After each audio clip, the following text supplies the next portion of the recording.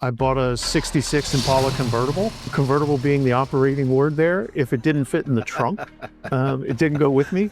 So it was very liberating because I was into sales at the time and kind of felt like this was my chance to have my living in an apartment on my last dollar moment. So I sold everything I had and just completely started over. And part of that process was finding a job and doing it. Welcome to the Gain Traction Podcast, the official podcast for tire business. I am Mike Edge, your host, and I have the privilege of interviewing the tire dealers, shop owners, counter sales reps, technicians, industry executives, and other thought leaders of our industry. This episode is brought to you by Tread Partners. Tread Partners is the leading digital marketing agency that specializes in digital marketing for multi-location tire and auto repair shops. Tread Partners works with clients that have hundreds of locations down to 5 locations. Get a professional, unbiased opinion and let Tread Partners review what you're doing. It starts with a simple conversation. To contact Tread Partners, visit treadpartners.com. So let's get started.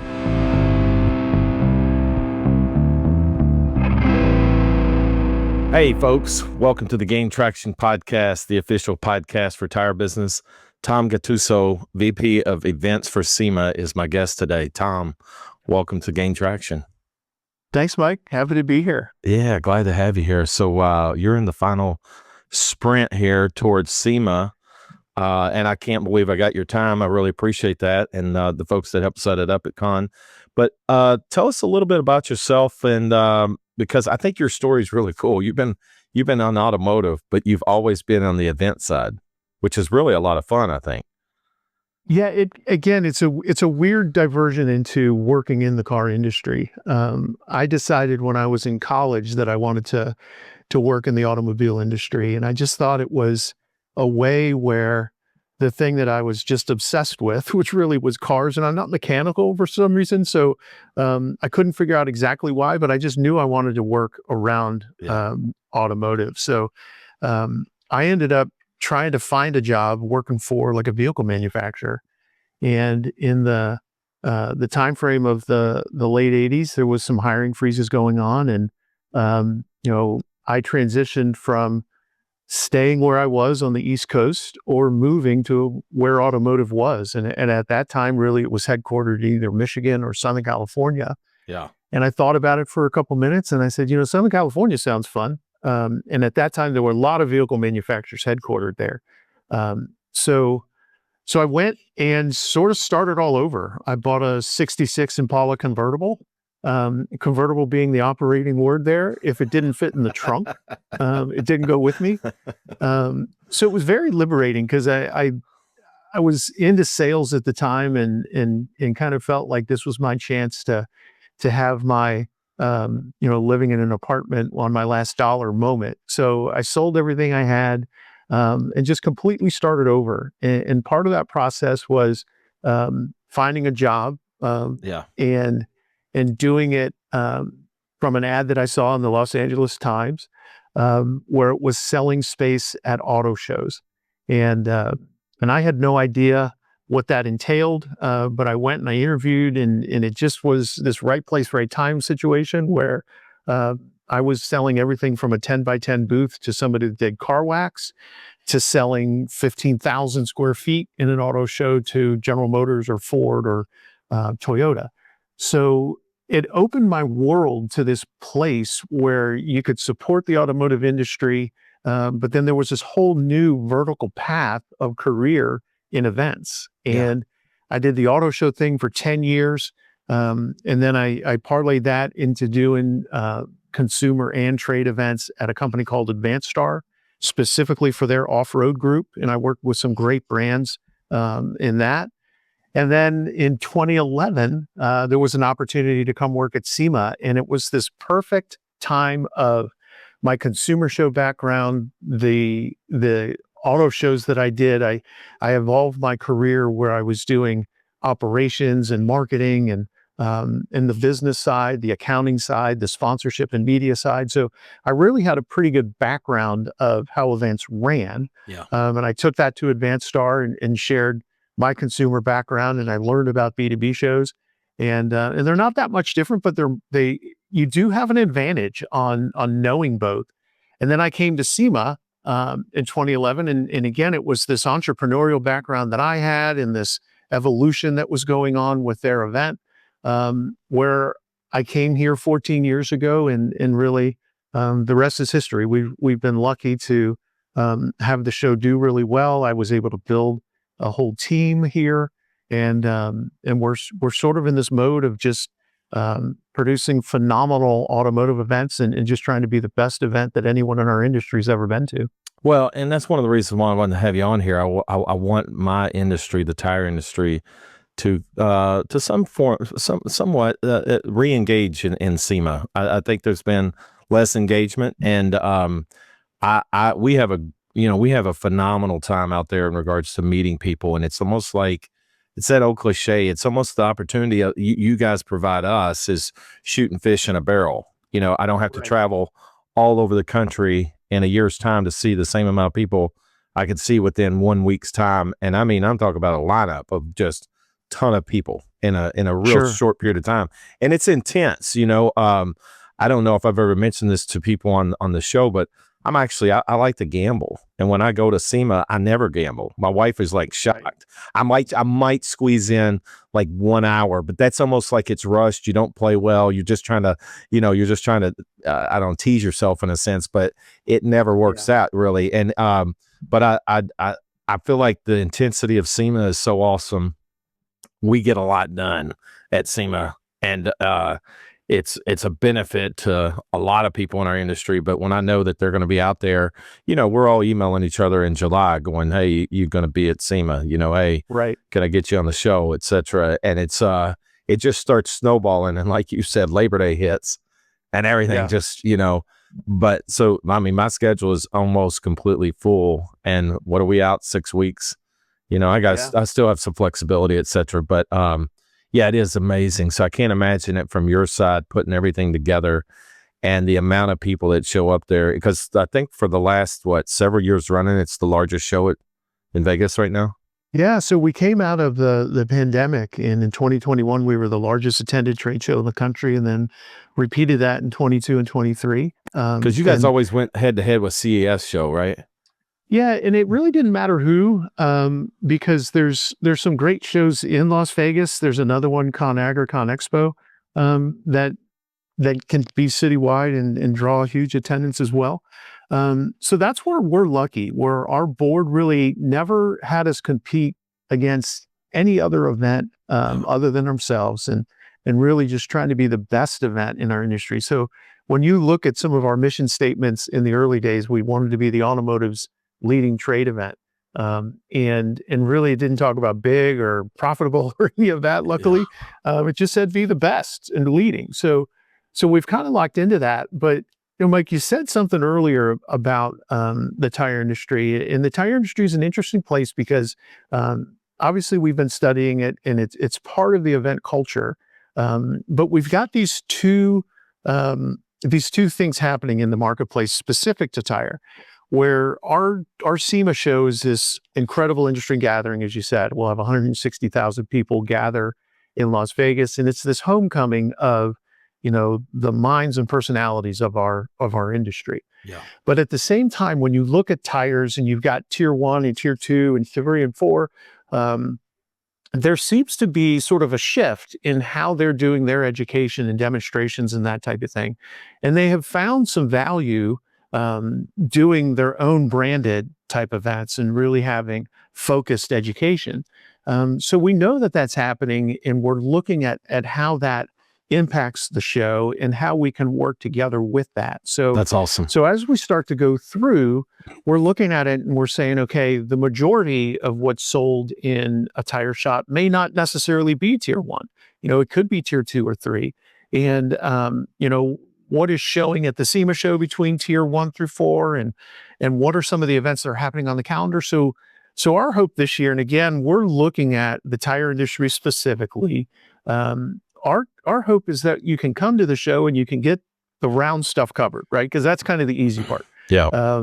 You've got wheels and tires, and they're all in the same place, and you have this innovation that's constantly happening. So you learn what's new, and you could be part of those conversations. But then we also know that a typical tire shop, probably somewhere between 30 and 40% of their business is coming from non-round things, suspension or other parts of our industry. And you can certainly learn a lot there as In well. some So cases, I mean, Tom, it's higher than that. I mean, a good tire shop, it may only do 40% in tires, but they'll do 60 in yeah. service, and Yeah, so it it, it comes down to service and learning your business, and we can help there for sure. well, and that's why I wanted to have you on, because I think it's important for the audience to know what else is at the SEMA show. You got tires, and I think you've got opportunities to make really good deals with some of these tier threes that are high quality tires. They just don't spend the enormous amount of money on marketing, but Sure. it. I had a tier three guy that told me just a year ago, maybe it was 2 years ago at SEMA. He spent a long career at Michelin. He's working for a tier three now.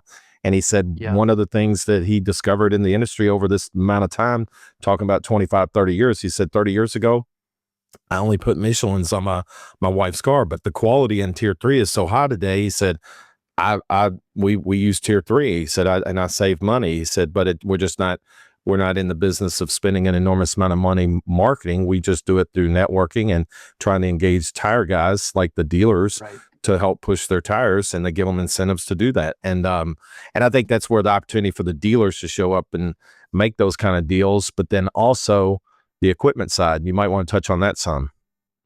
Yeah, so again, our whole role as a show is it's this pop-up global marketplace, right? So we Yep. represent 145 countries around the world and in every state in the US, and all these people come together and they are just sharing ideas. So again, if we can mirror that marketplace, what's happening truly in the world at the show, it gives you this little vertical snip of really where you may fit and where you can grow and what the opportunities are. So whether it's tier 1 through 4 or some of the other stuff, we're well represented there. So when you look at things like tools and equipment, we have a whole section on tools and equipment, or our collision repair area. There may be some shops that may be doing some of that from a service standpoint.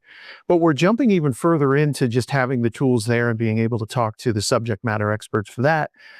We'll have an ADAS section, so for the advanced driver assist systems, and really what's going on there from both a modified perspective and a repair perspective.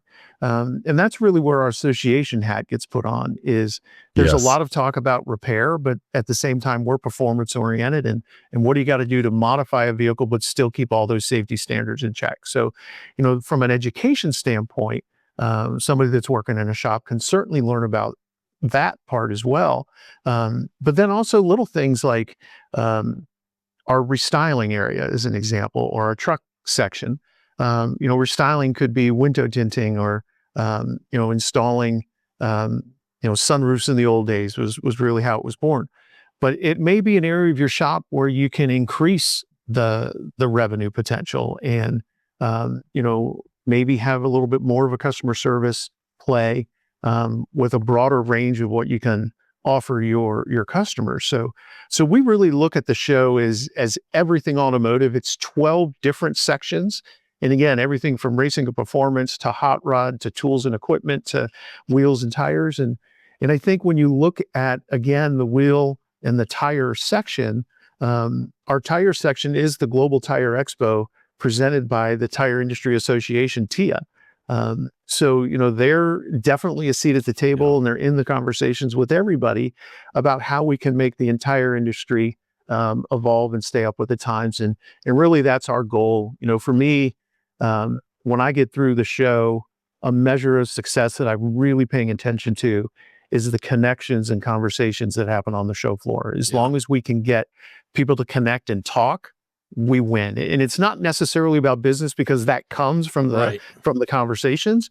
And if you focus on business, you're focused on the wrong thing. We're really just trying to get groups together to talk and let that whole thing evolve.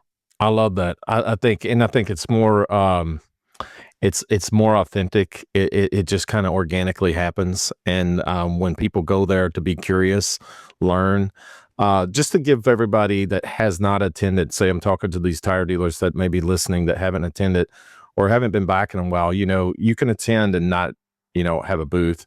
You can also attend and attend certain seminars to learn. Sure. And what's the easiest place for them to say if they wanted to consider signing up? Where do they go? Yeah, so on our website, semashow.com, so easy to remember there.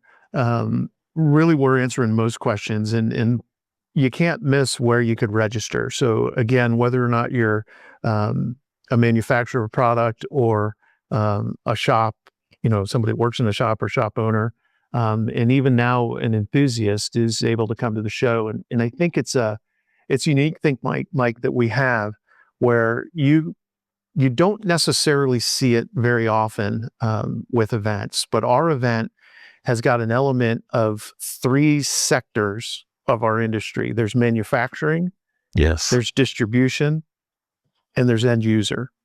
So when people say like, oh, the SEMA show's open on Friday to consumers, it takes this whole marketplace and puts it all in one place at the same time in 4 days. And while that's Friday only, the conversations again sort of permeate from the end of the week back to conversation that were happening in the middle of the week on a B2B perspective. So we're really happy to watch this grouping of manufacturing, distribution, and end user all come to place. And if you're at a tire shop, you're heavy in distribution, right? You're the customer service aspect. But you'll be able to talk to some end users, you'll be able to talk to some manufacturer, and you'll be able to see how the whole picture works. And then our education and what we present from a new products perspective really makes the whole thing come together, where you can learn about how to market your business and just some of the business fundamentals that you can do as you're running a shop, all the way to learning about the most recent safety innovation or different propulsion methods, whether it's electric vehicles or hydrogen fuels or synthetics and that type of thing. So we really try to again reflect the industry onto itself and not necessarily be everything to everyone, but that's what the industry is showcasing is a solution for pretty much every concern you may have with your business. And if you are a dealer, a tire dealer, and you're going there to learn, man, there are some cool kind of show and tells that the manufacturers do with their latest equipment right there on the floor, and they engage the audiences real well too. So it is a lot of fun for those that haven't attended, and especially those that are thought about coming back. Come on back, and then look us up. We're going to be at the Tire Business booth doing podcasts. Okay. Please come by and and introduce yourself. Tell me you like our show or something, or that you listen to it or watch it. We'd love to hear from you, the dealer as well. But to give everybody a little bit of idea, Tom, who you are, if you listen to my show, and I think I've told you this before, but I always like to ask people, what's kind of a mantra or a quote that you live by or you practice, or maybe a mentor gave you or anything like that? Yeah, so for me, it really just boils down to how do you make someone feel when you're done with an interaction with them, whatever that may be, and just being kind in general. There's a saying I like to end a lot of meetings with recently, where it's be kind to yourself, be kind to others, and be kind to the process of what you're doing with work. But that sounds kind of pie in the sky, I'll admit that. But from an authenticity perspective, it really comes down to how do you make someone feel? And when we're looking at our show, that's probably the main thing that drives me in what we're building. And there's things that happen like you would never notice. We'll call them Easter eggs in the event nerd part of my brain. But as an example, we started using an industry artist for all of the signage and really the graphics that we've got in and around the show. And we started with Max Grundy, and we evolved into Ed Tilrock and then Alex Carmona. It's just these industry artists. Last year we had Chip Foose, who doesn't do a ton of illustrating other than drawing cars, and getting cars ready for projects. But Chip drew a lot of different things for our industry. And now we're using a photographer, Larry Chen, who's dynamic and really does some cool stuff. But to draw it back to how you make someone feel, we'll take Chip as an example. Chip had drawn some things, and one of them was a welder. And it was really specifically, what does the tool and equipment section mean to you in a piece of art? And for him, it was a guy in a welding mask dropping spot welds down. But the first couple that you could see really well were literally coins stacked up. And then the rest were sort of a bead. And that, for a welder, they're going to come in and they're going to go, oh yeah, stacking coins. Like that's what we're told to do from 101. And here's a person that walks in and he sees this drawing of a welder, doesn't know that Chip did it, but they get it. They're like, oh yeah, the stacking coins, like this place gets me. And then they start to notice some of the other graphics or not. And they just come out of there going like, yeah, that was cool. Like the graphics were cool. I don't know who did it. I don't know why they were there, but this whole place is like, the industry. And I think that's how you get bucket list status, is you don't let the how you make someone feel part be secondary. It's got to be the first thing that you do. I like think that charts your success. Yeah, no, that's cool. It's kind of like, it's just making sure that you connect. Yeah, exactly. That's really cool with the artist. And then also, what do you, is there a favorite book or something that you like that you would recommend the audience to dive into right now, that you've, maybe a recent one or maybe an all-time favorite? Yeah. So for me, again, I tend to be a little bit focused on really what things are going from a work perspective. My work-life balance is probably higher work-oriented than others. So mine really is just how you affect change. And, some of the, and there's a slew of books out there, but really this constant on how to evolve. And it can be everything from, one of the most recent books that I'm reading is from the gentleman that started the Savannah Bananas. And again, it resonated with me because his story is one where, he was in that apartment on his last paycheck, bet the house, or, he's got his whole story. But he really hinges on that user experience. So again, it's one of my most recent favorites, just in terms of everything they did revolved around what a fan of baseball would want. And you can make an easy cliche, statement and say it's like Harlem Globetrotters for baseball. But that wasn't his goal at the time. His goal really was, how do you make this incredible fan experience and really don't apologize for it. So, he started that, and it's really been this authentic, organic growth that he's had. And I think when you look at how the industry and multiple industries operate, authenticity and organic and evolution are all part of it. And you can talk with somebody and say, well, that sounds kind of contrived. And you can talk to another person doing the exact same thing and be like, yeah, this person lives and breathes this. Like this is exactly, what I want to do. And I think that's where we try to, focus. And I try to live my life in that authentic, organic way. I'm an introvert by nature, but you get me in a group and you never wonder what I'm thinking, because it's usually coming out of my mouth. So I'm either quiet and listening or telling you what I'm thinking. Well, I got to tell you, Tom, I'm really glad that you came on the show today. I really appreciate it. And to all our listeners out there, you just heard from the guy that's putting this all together with SEMA. And if you have a great experience out there, let us know. And then obviously look us up at the Tire Business booth in the South Hall. We'd love to see you there. Come see me, introduce yourself. But Tom, thank you very much for being part of the show. No, thanks, Mike. It's a pleasure. And again, it's always great to share with our industry what's going on. And the SEMA show is really open to everyone. So if you check us out at semashow.com, you should be able to find everything we're working on. And we're welcome to see everybody in November. Awesome. I hope to see you out there, Tom. All right. Thanks, Mike. All right. Thank you. To all our listeners, thank you for being part of the Gain Traction podcast. We are grateful for you. If you'd like to find more podcasts like this, please visit gaintractionpodcast.com. If you'd like to make a guest recommendation, please email me at mike@treadpartners.com. This episode has been powered by Tread Partners, the leader in digital marketing for multi-location tire and auto repair shops. To learn more about Tread Partners, visit treadpartners.com.